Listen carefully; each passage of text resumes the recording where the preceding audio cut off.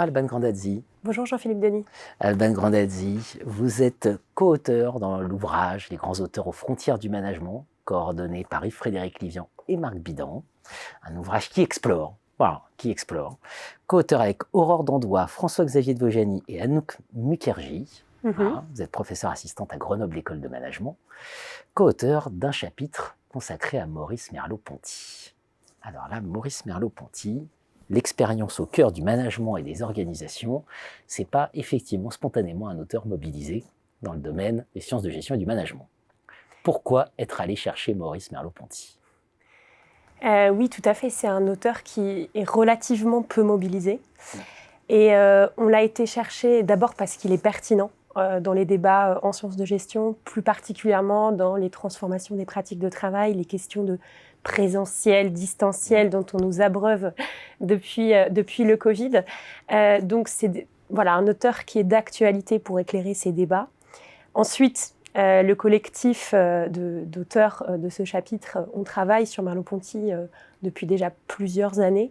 De nombreuses conversations, notamment avec François-Xavier de Vojani, et ce chapitre est une concrétisation de ces discussions. Et donc une envie commune de partager cet auteur. De se saisir d'un de ces concepts majeurs et imprononçables, l'intercorporéité. L'intercorporéité, voilà, on va parler de ça ensemble. D'abord, c'est délicieux, parce que vous débutez le chapitre avec une simulation, quelqu'un qui est sur Zoom et qui n'en peut plus en fait d'être sur Zoom, qui dit j'en peux plus d'être, je supporte plus, enfin on est dans sa voix intérieure, supporte plus d'être réduit à ce carré sur Zoom et à être observé en permanence, etc., etc. Et effectivement, c'est ça votre point d'entrée. C'est à l'heure des réunions à distance, cette grande bascule dans le contexte sanitaire, en fait, Merleau-Ponty nous aide à penser tout ça. En fait, Merleau-Ponty, effectivement, on a pris cette entrée très concrète pour montrer que ce concept qui paraît compliqué d'intercorporéité, c'est le cœur de l'expérience corporelle partagée. En fait, la nouveauté de Merleau-Ponty, et notamment par rapport au débat en cours en théorie des organisations sur le corps et l'expérience corporelle, c'est de dire que le corps, c'est pas une expérience seulement personnelle, subjective, c'est une expérience commune, partagée, et c'est le support de l'action collective. Et donc la notion d'intercorporéité, elle explique cet entrelacement entre mon expérience corporelle propre, singulière, et puis l'expérience commune et le support de l'action collective. Donc c'est un peu ce delta que nous offre Merleau-Ponty en passant du corps personnel au corps collectif. Corps collectif, j'aime beaucoup la formule dans le chapitre « seul, ensemble ». Au bout du compte, on se rend compte qu'on est toujours tout seul au monde, mais ensemble. C'est ça que nous apprend Merleau-Ponty. Oui. Tout à fait. C'est d'ailleurs une expression qui avait été utilisée déjà pour décrire le télétravail il y a quelques années. Donc, je voudrais insister sur le fait que ce n'est pas propre, bien sûr, à la crise sanitaire. Oui. Et effectivement, Merleau-Ponty, comme je disais, à travers aussi d'autres notions qui peuvent paraître compliquées, comme la notion de chair, va montrer cette frontière entre soi et les autres, d'où cette formule de seul, ensemble. Donc on a décortiqué dans le chapitre quelques notions clés, effectivement autour de intercorporéité, autour de chair, autour d'expérience corporelle, pour montrer aussi concrètement comment ça se traduisait dans les pratiques de travail notamment. Bien sûr. Alors on sait que le corps est le grand absent de manière générale des recherches en management. En quoi Merleau-Ponty, ça permet de renouveler, justement ça donne de nouvelles approches pour penser la question du corps. Alors tout d'abord, comme je disais, de penser le corps comme quelque chose une expérience collective et pas seulement personnelle.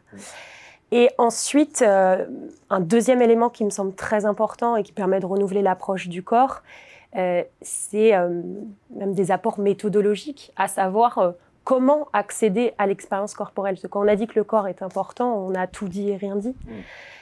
Et Merleau-Ponty, le fondement de la connaissance du monde, c'est mon expérience corporelle.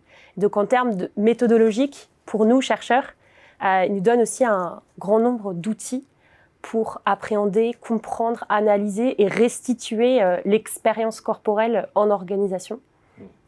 Et donc, pour moi, c'est un apport théorique de penser le corps de soi et celui des autres, et puis un apport aussi méthodologique important. On ne peut pas ne pas poser la question. Finalement, on sait que Foucault, par exemple, est très mobilisé dans la recherche en management, en organisation.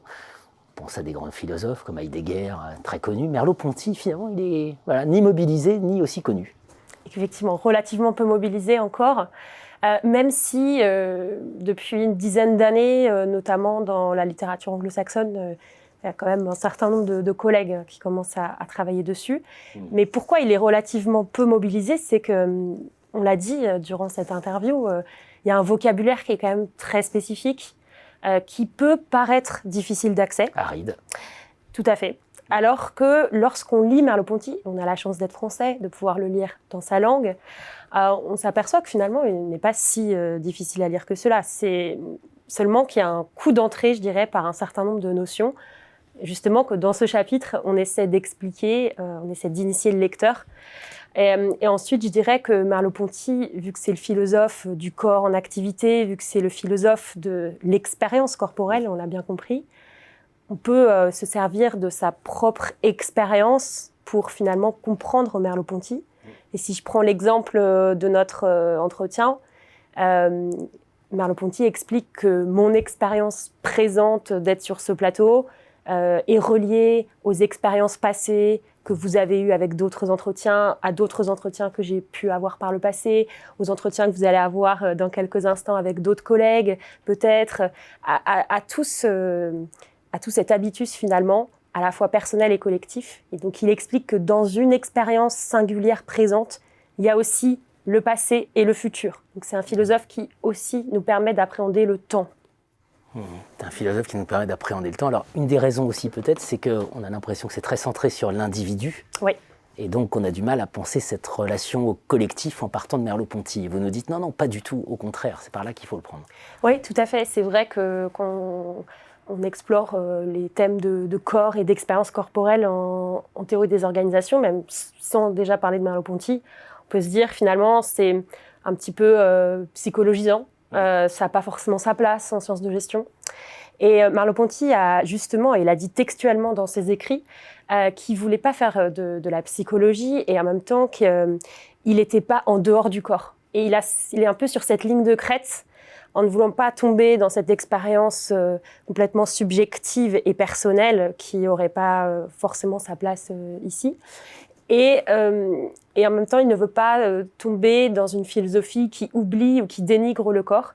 Et donc, il explique bien qu'il est sur cette ligne de crête que j'expliquais entre cette expérience personnelle propre qui s'inscrit dans une temporalité et une action collective. Et donc, ce que dit Merleau-Ponty, c'est que pour fonder une action collective, en fait, il faut qu'il y ait une expérience commune.